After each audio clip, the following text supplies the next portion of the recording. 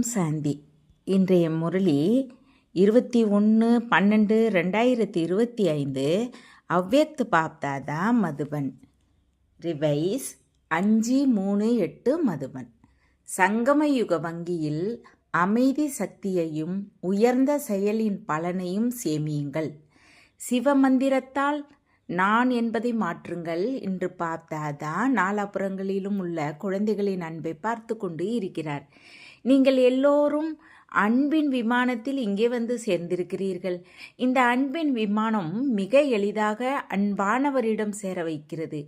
இன்று அன்பில் கலந்த அனைத்து ஆத்மாக்களும் விசேஷமாக பரமாத்மா அன்பின் ஊஞ்சலில் ஆடிக்கொண்டு இருப்பதை பாப்தாதா பார்த்து கொண்டு இருக்கிறார். பாப்தாதாவும் நாலாபுறங்களிலும் உள்ள குழந்தைகளின் அன்பில் மூழ்கி இருக்கிறார். இந்த பரமாத்மா அன்பு பாப் சமான் அசரீரியாக எளிதில் மாற்றுகிறது.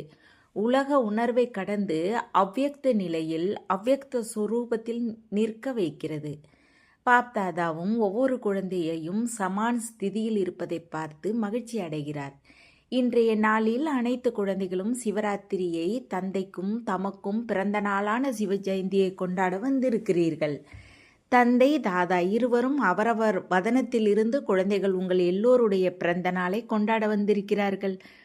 முழு கல்பத்திலும் தந்தைக்கும் உங்களுக்கும் உள்ள இந்த பிறந்த நாள் தனித்துவமாக மிக பிரியமாக இருக்கிறது. பக்தர்களும் இந்த பண்டிகையை மிகுந்த பாவனையோடும் அன்போடும் கொண்டாடுகிறார்கள். நீங்கள் இந்த தெய்வீக பிறவியில் என்ன உயர்ந்த அலௌகிக செயல் செய்து இருக்கிறீர்களோ அதை இப்போதும் செய்து கொண்டு இருக்கிறீர்கள். அதன் நினைவார்த்தமாக அற்ப காலத்திற்கு அற்ப நேரத்திற்கு கொண்டாடுகிறார்கள். எனினும் பக்தர்களும் அதிசயம் செய்கிறார்கள். நினைவு நாளை கொண்டாடுபவர்களுக்கும் நினைவு நாளை உருவாக்குபவர்களுக்கும் எவ்வளவு அதிசயம் இருப்பதை பாருங்கள். அவர்கள் காப்பி அடிப்பதில் தேர்ந்தவர்களாக இருக்கிறார்கள். ஏனென்றால் உங்களின் பக்தர்கள் தானே. அதனால் உங்கள் உயர்ந்த நிலையின் பலன் அந்த நினைவார்த்தத்தை உருவாக்குபவர்களுக்கும் வரதான ரூபத்தில் கிடைத்திருக்கிறது. நீங்கள் ஒரு பிறவிக்கு ஒரு முறை சம்பூர்ண பவித்திரத்தின் விரதம் ஏற்கிறீர்கள். அவர்கள் அதை ஒரு நாள் காப்பி அடிக்கிறார்கள். பவித்திரத்தின் விரதமும் இருக்கிறார்கள். உங்கள் முழு பிறவியிலும் பவித்திர உணவின் விரதம் இருக்கிறது. அவர்கள் ஒரு நாள் இருக்கிறார்கள். அதனால் உங்கள் எல்லோருடைய பக்தர்களும் குறைந்தவர்கள் இல்லை என்பதை இன்று அமிர்த வேளையில் பாப்தாதா பார்த்து கொண்டு இருந்தார்.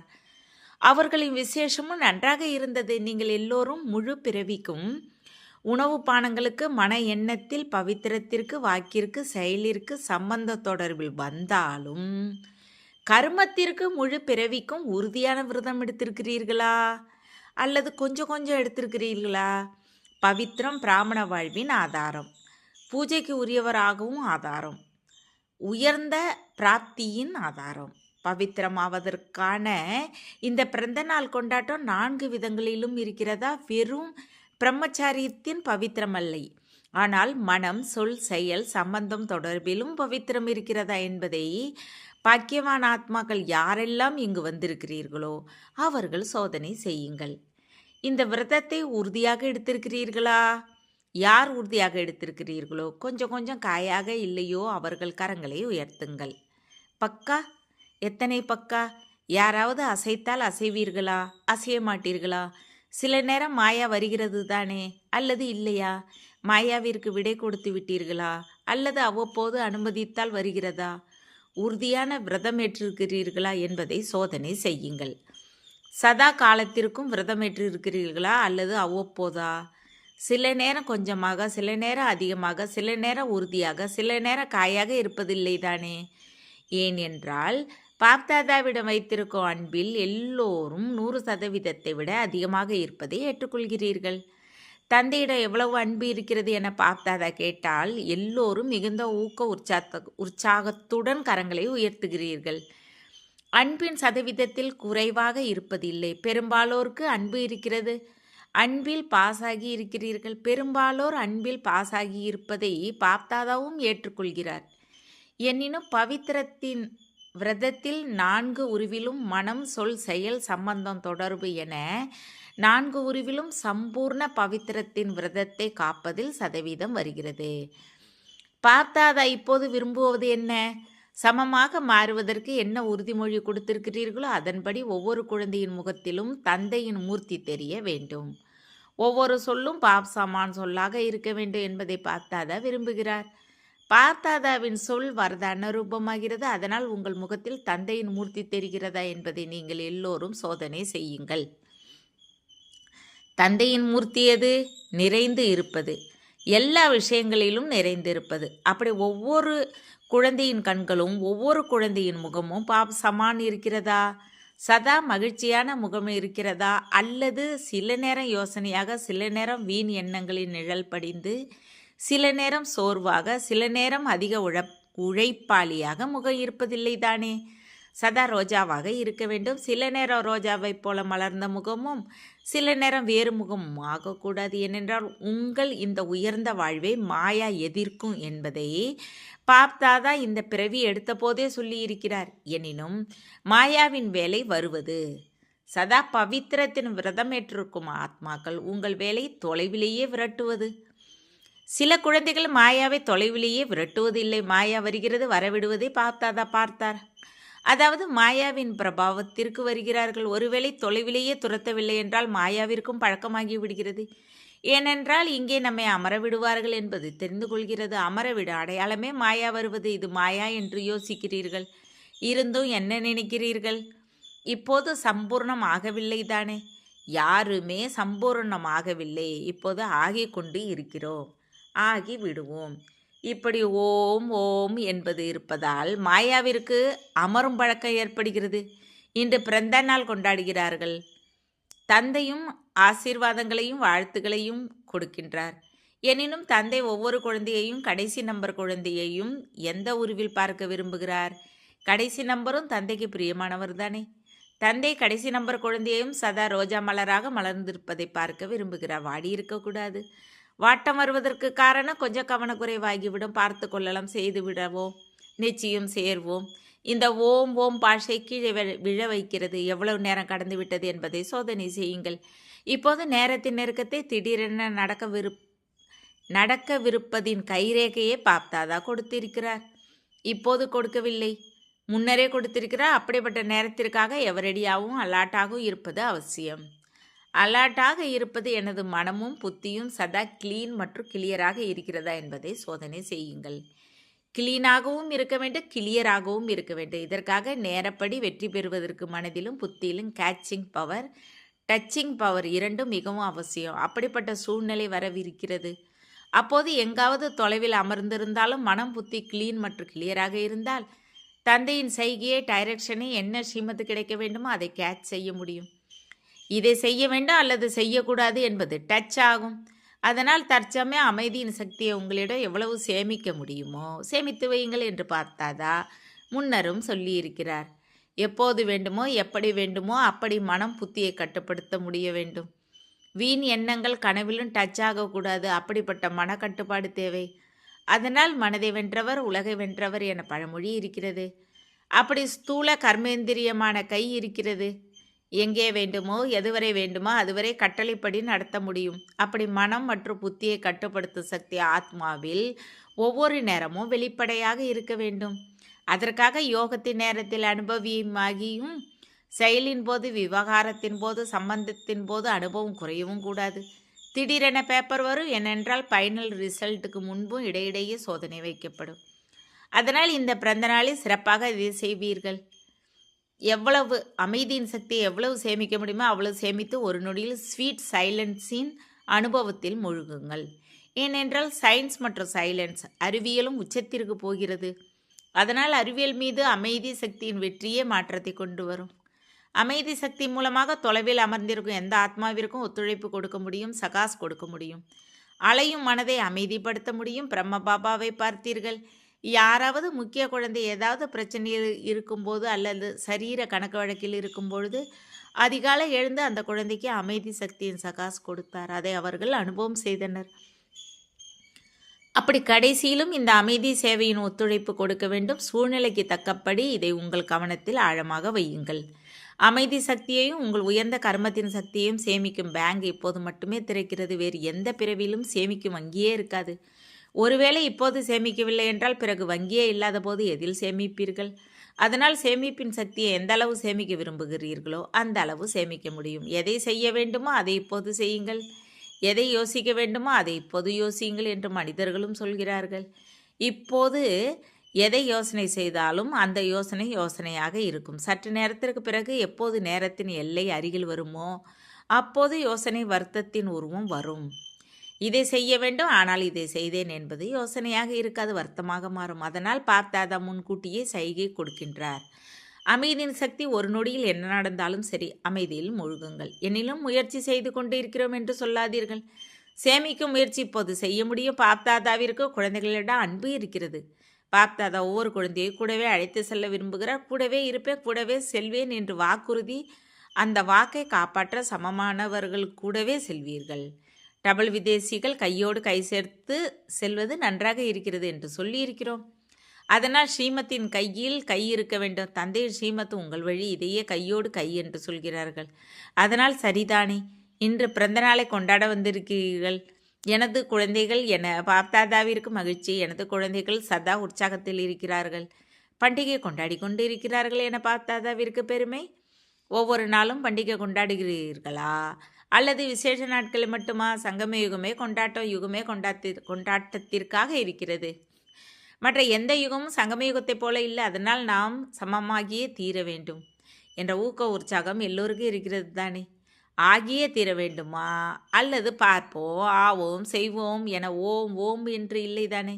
யாராகியே தீர வேண்டும் என்று நினைக்கிறீர்களோ அவர்கள் கைகளை உயர்த்துங்கள். ஆகியே தீர வேண்டும், தியாகம் செய்ய வேண்டும், தவம் செய்ய வேண்டும். எதை வேண்டுமானாலும் தியாகம் செய்ய தயாராக இருக்கிறீர்களா? எல்லாவற்றையும் விட பெரிய தியாகம் எது? தியாகம் செய்வதில் ஒரு வார்த்தை எல்லாவற்றையும் விட பெரியதாக தடை ஏற்படுத்துகிறது. தியாகம், தவம், வைராக்கியம், எல்லையற்ற வைராக்கியம், இதில் ஒரே ஒரு வார்த்தை தடை போடுகிறது. அது உங்களுக்கு தெரியும். அந்த ஒரு வார்த்தை எது? நான். தேக உணர்வின் நான். அதனால் இப்போது எப்போதெல்லாம் எனது என்று சொல்கிறீர்களோ அப்போது முதலில் எது நினைவுக்கு வருகிறது என்று பாப்தாதா கேட்கிறார். மேரா பாபா, மேரா பாபா வருகிறது தானே. எனது என வேறு எதை வேண்டுமானாலும் சொல்லுங்கள், எனினும் மேரா என்று சொன்னால் முதலில் பாபா வருவது பழக்கமாகிவிட்டது. அதே போல எப்போது நான் என்று சொல்வீர்களோ அப்போது மேரா பாபா என்பது எப்படி மறப்பது இல்லையோ, எப்படி ஒருவரிடம் மேரா என்று சொல்வீர்களோ அப்போது பாபா என்ற வார்த்தை வரவே செய்கிறதா? அப்படி எப்போது நான் என்று சொல்வீர்களோ அப்போது முதலில் ஆத்மா நினைவிற்கு வர வேண்டும். நான் யார்? ஆத்மா. நான் ஆத்மா, இதை செய்து கொண்டிருக்கிறேன். நான் மற்றும் எனது எல்லைக்கு உட்பட்டது எல்லையற்றதாக மாற வேண்டும். முடியுமா? தலையசையுங்கள், பழக்கத்தை ஏற்படுத்துங்கள். நான் சொன்னவுடன் ஆத்மா வர வேண்டும். மேலும் எப்போது நான் என்ற உணர்வு வருமோ அப்போது செய்ய வைப்பவர் யார் என்ற ஒரு வார்த்தை நினைவிற்கு வர வேண்டும். செய்ய வைக்கும் பாபா செய்ய வைக்கிறார். செய்யும்போது செய்ய வைப்பவர் என்ற வார்த்தை சதா நினைவிற்கு வர வேண்டும். அப்போது நான் என்ற உணர்வு வராது. எனது சிந்தனை எனது டூட்டிக்கும் அதிக போதை இருக்கிறது. எனது டூட்டி எனினும் கொடுக்கும் வல்லல் யார்? இந்த டியூட்டிகள் பிரபு கொடுத்தவை. பிரபு கொடுத்தவற்றை எனது என நினைப்பது நல்லதா என யோசனை செய்யுங்கள். பாப்தாதா ஒவ்வொரு இடத்திலிருந்தும் இப்போது ரிசல்ட்டை விரும்புகிறார். இந்த ஒரு மாதம் இப்படி நேச்சுரல் ஆகுங்கள். ஏனென்றால் நேச்சர் எளிதில் மாறுவதில்லை. அதனால் சொல்லப்பட்டதை நேச்சர் ஆக்குங்கள். சதா உங்கள் முகத்தில் தந்தையின் குணம் தெரிய வேண்டும். நடத்தையில் தந்தையின் ஸ்ரீமத் தெரிய வேண்டும். சதா மலர்ந்த முகம் இருக்க வேண்டும். சதா திருப்தியாக இருக்க வேண்டும். திருப்தி செய்யும் நடத்தை இருக்க வேண்டும். ஒவ்வொரு செயலிலும் கர்மமும் யோகமும் பேலன்ஸாக இருக்க வேண்டும். சில குழந்தைகள் பாப்தாதாவிட நல்ல நல்ல விஷயங்களை சொல்கிறார்கள். என்ன சொல்கிறார்கள் என்பதை சொல்லலாமா? பாபா, இது என் நேச்சர் என்பதை புரிந்து கொள்ளுங்கள், வேற ஒன்றுமில்லை, இதுதான் எனது நேச்சர் என்று சொல்கிறார்கள். இப்போது பாப்தாதா என்ன சொல்வது? இது எனது நேச்சரா? எனது பேச்சே அப்படித்தான் என சிலர் சொல்கிறார்கள். நான் ஒன்றும் கோவப்படவில்லை. எனது சொல் கொஞ்சம் சத்தமாக இருக்கிறது. கொஞ்சம் உறக்க சொன்னேன். கோவப்படவில்லை, உறக்கம் மட்டும்தானே சொன்னேன். பாருங்கள் எவ்வளவு இனிமே விஷயங்கள். எதை நீங்கள் எனது நேச்சர் என்று சொல்கிறீர்களோ அதை எனது நேச்சர் என்று சொல்வதே தவறு என்று பாப்தாதா சொல்கிறார். எனது நேச்சர் என்று சொல்வது ராவண நேச்சரா அல்லது உங்கள் நேச்சரா? ஆதி காலத்தில் பூஜ்ய காலத்தில் இருந்த ஒரிஜினல் நேச்சரே உங்கள் நேச்சர். ராவணனின் பொருளை எனது எனது என்று சொல்கிறீர்கள் தானே, அதனால் அது போவதில்லை. மாற்றான் பொருளை தனதாக வைத்திருக்கிறீர்கள். மாற்றான் பொருளை தன்னிடத்தில் பத்திரமாக வைத்திருந்தால், மறைத்து வைத்திருந்தால் அது நல்லது என ஏற்றுக்கொள்ளப்படுமா? அதனால் ராவண நேச்சரை மாற்றான் நேச்சர் எனது என்று ஏன் சொல்கிறீர்கள்? எனது குற்றமில்லை, எனது நேச்சர் என்று மிக பெருமையாக சொல்கிறீர்கள். பாப் தாதாவை ஏற்க வைத்து முயற்சி செய்கிறீர்கள். பாப் தாதாவையும் ஏற்க வைக்க முயற்சி செய்கிறீர்கள். இப்போது இதற்கு முடிவு விழா கொண்டாடுவீர்களா? பாருங்கள், உளமாற சொல்லுங்கள், மனதால் சொல்லுங்கள். எங்கே மனம் இருக்குமோ அங்கே எல்லாம் நடந்துவிடும். இது எனது நேச்சர் இல்லை என்பதை மனதில் ஏற்றுக்கொள்ளுங்கள். இது பிறர் பொருள், இதை வைத்திருக்கக்கூடாது. நீங்கள் புது பிறவி எடுத்திருக்கிறீர்கள். இது உங்கள் பிராமண நேச்சரா அல்லது பழைய நேச்சரா? அதனால் பாப் தாதா எதை விரும்புகிறார் என்பது புரிந்ததா? நீங்கள் நன்றாக சந்தோஷத்தை கொண்டாடுங்கள், நடனமாடுங்கள், விளையாடுங்கள். எனினும் என்பது இருக்கிறது. எல்லாவற்றையும் செய்யும் போதும் சமமாகியே தீர வேண்டும். சமமாகாமல் எப்படி கூடவே செல்வீர்கள்? கஸ்டமஸில் தர்மராஜபுரியில் நிற்க வேண்டி இருக்கும், கூடவே போக மாட்டீர்கள். அதனால் என்ன? தாதிகள் சொல்லுங்கள், 1 மாதத்தில் ரிசல்ட்டை பார்க்கலாமா சொல்லுங்கள். 1 மாதம் கவனம் கொடுப்பீர்களா? 1 மாதம் கவனம் கொடுத்தால் நேச்சுரல் ஆகிவிடும். மாதத்தின் 1 நாளையும் விடக்கூடாது. நல்லது. தாதிகள் பொறுப்பேற்கிறார்கள். எல்லோரும் ஒன்று சேர்ந்து ஒருவர் பிறருக்கு சுப பாவனை சுப விருப்பத்தின் கை கொடுங்கள். அப்படி ஒருவர் விழுந்தால் அவரை கை கொடுத்து அன்போடு தூக்குகிறார்கள். அப்படி சுப பாவனை சுப விருப்பத்தின் கரத்தால் ஒருவர் பிறருக்கு ஒத்துழைப்பு கொடுத்து முன்னேற வைத்து கொண்டே செல்லுங்கள். சரிதானே? நீங்கள் குறைவாக சோதனை செய்கிறீர்கள், செய்துவிட்டு பிறகு சோதனை செய்கிறீர்கள். ஆகிவிட்டது தானே? முதலில் யோசியுங்கள், பிறகு செய்யுங்கள். முதலில் செய்துவிட்டு பின்னர் யோசனை செய்யாதீர்கள். இதை செய்தே ஆக வேண்டும். நல்லது. இப்போது பாப் தாதா எண்ணற்றில் செய்ய வைக்க விரும்புகிறார். 1 நொடியில் சாந்தியின் சக்தி சொரூபம் ஆகுங்கள். ஒருமித்த புத்தி, ஒருமித்த மனம். முழு நாளில் 1 நொடியை இடையிடையே ஒதுக்கி பயிற்சி செய்யுங்கள். அமைதியின் எண்ணத்தை எழுப்பியவுடன் சொரூபமாக வேண்டும். இதற்கு நேரம் தேவையில்லை. 1 நொடியின் பயிற்சி செய்யுங்கள். சைலன்ஸ். நல்லது.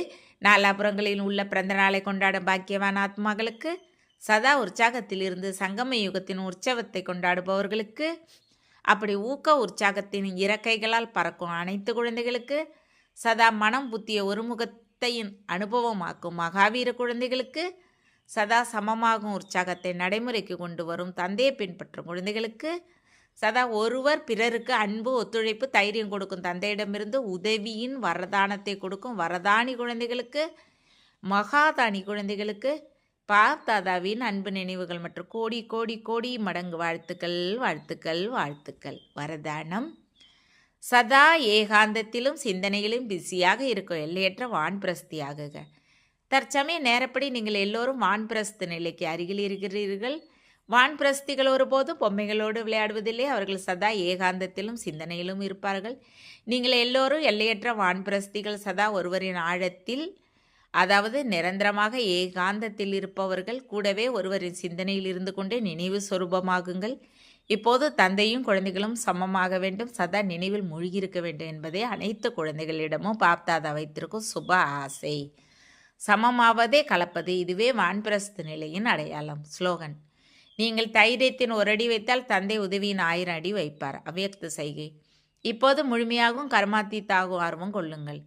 தந்தைக்காக எப்படி அனைவரின் வாயிலிருந்து மேரா பாபா என்ற சப்தம் வருகிறதோ, அப்படி உயர்ந்த ஆத்மாக்கள் உங்கள் ஒவ்வொருவருக்கும் என்னுடையவர் என்ற பாவனை இருக்க வேண்டும்.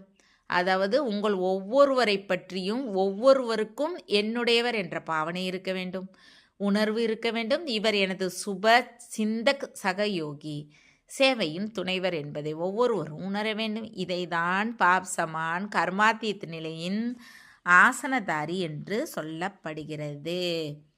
தேங்க்ஸ் பாபா. ஓம் சாந்தி.